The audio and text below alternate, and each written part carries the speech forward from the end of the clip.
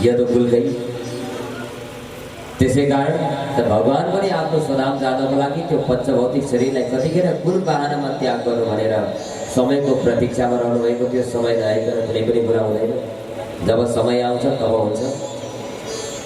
र पिपलको वृक्षमुनि भगवान आफ्नो देब्रे पाउमाथि दाहिने पाउलाई राखेर पैतालालाई देखाएर ऊर्ध उँभोतिर पैतालालाई देखाएर भगवान बस्नु भएको थियो। त्यसरी ध्यानमग्न युगमा भगवान ध्यान गरेर बसिरहनु भएको थियो। र त्यस्तो बेलामा जुन यदुवंशीहरूले फ्याँकेको त्यो मुसलको सानो टुक्रा थियो समुद्रमा, त्यो टुक्रालाई पानीको माध्यमद्वारा एउटा माछाले खाएको थियो, लिएको थियो। त कुनै मलाहले त्यही माछालाई पक्रेर घरमा लगेको रहेछ सम्झेबस। त घरमा गएर पेट त्यो माछाको चिरेर हेर्दाखेरि त भित्र एकदम चमकदार टल्किने त्यस्तो धातु छ। त त्यसले विचार गरे यो धातु त कुनै सिकारीलाई मैले बेचेँ भने, प्यादालाई दिएँ भने यसले मलाई सम्पत्ति दिन्छ, यसले त शिकार गर्नलाई सजिलो हुन्छ, पक्का पनि भन्ने विचार गरेर एकजना प्यादाकोमा त्यो व्यक्ति गयो। त्यो सानो फलामको काँटी लिएर जरा नाम गरेको प्यादा थियो, त्यो पनि यदुकुलकै थियो, यदुवंशी थियो। त त्यो जरा नाम गरेको प्यादा भएको ठाउँमा त्यो व्यक्तिले त्यो फलामको सानो काँटीलाई लगेर देखायो। तब त्यस बराबरको किमत त्यो प्यादाले दियो। अनि त्यो जरा नाम गरेको प्यादा आफ्नो तीरको टुप्पामा त्यही फलामको मुसल जुन बचेको थियो शेष काँटी त्यही लगाएर शिकार खेल्न जङ्गल गयो।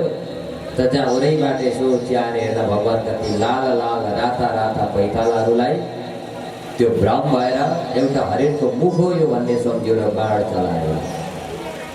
त त्यो बाण आएर भगवानको चरणमा बिज्यो। भगवानबाट रक्तस्राव भइरहेको छ, रक्तपात भइरहेको छ।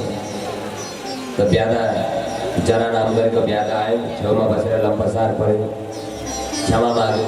प्रभु मैले जानिनँ, यो म भ्रम भयो।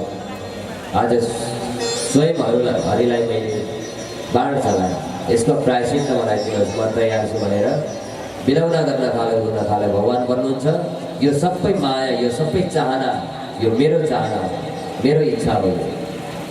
किनभने यदुवंशी मेरो समय सकियो। अब मेरो 125 वर्ष परिपूर्ण भइसकेको छ। त्यसकारण म यो धामबाट निस्केर जानु छ। निस्केर जाँदा मेरा सम्पूर्ण भक्तलाई, प्राणीहरूलाई उद्धार गर्नु छ, भूमिको भार हरण गर्नु छ। त्यसै कारण यो मेरो रचना, यो मेरो इच्छा, यसमा तिम्रो दोष छैन भनेर भगवानले त्यो जरा नाम गरेको व्याधासहित आफ्नो देहलाई पनि उत्सर्ग गरेर स्वधामतिर जानुभयो। त्यसरी भगवान श्रीकृष्ण ब्रजधाममा 125 वर्षसम्मको समयमा लीला गर्नुभयो। आमाको गर्भबाट जन्मिएर कृष्ण बनेर सबै भूमिको भार हरण गर्दै गर्दै सबैलाई कल्याण गर्दै गर्दै द्वारकातिर जानु। श्री राधा रमण भगवानको, आनन्द कंद भगवानको।